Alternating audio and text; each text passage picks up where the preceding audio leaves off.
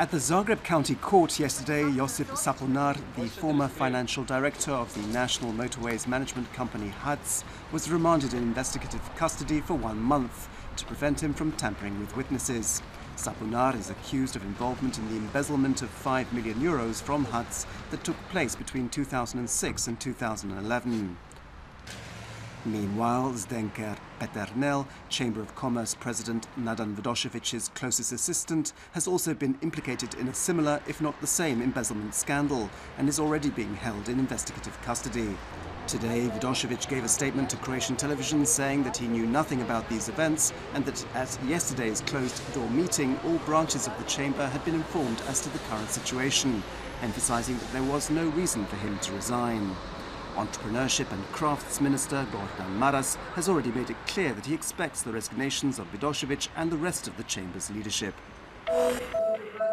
MPs in Parliament today are debating amendments to the Criminal Procedure Act. The amendments were prepared as the Constitutional Court overturned 43 provisions in the law, and their aim is to offer a higher level of legal protection to both the accused and the victims of crime, as well as give state prosecutors better tools to conduct their work with. The disruption at the Brodosplit shipyard continues. This morning, around 50 workers stood around outside the main gate to the shipyard, unable to enter the dock. State inspectors also interviewed them to establish the grounds for their suspension.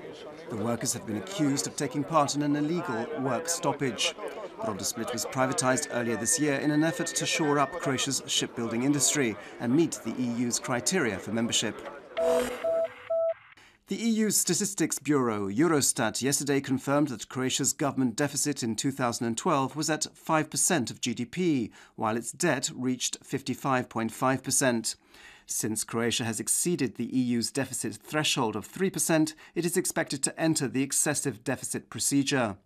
The European Commission, in its November report, will give Croatia 6 months to reduce its deficit or face the consequences. Finance Minister Slavko Linic has said that to do so, he will most likely have to raise VAT and reduce public sector salaries.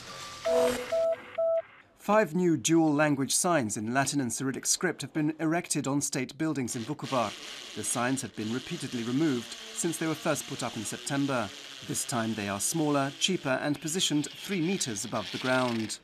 Meanwhile, the group opposed to the introduction of dual-language signs has accepted an invitation from Prime Minister Zoran Milanovic to meet and discuss the issue in Zagreb on the 28th of October.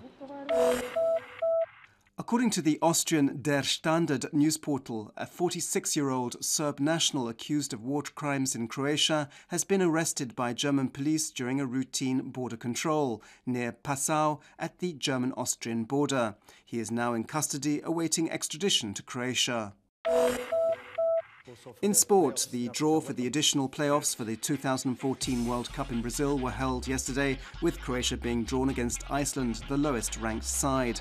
France face Ukraine, Portugal are up against Sweden, and Greece take on Romania. The two-legged ties will be played on the 15th and 19th of November, with Croatia playing their first game away from home.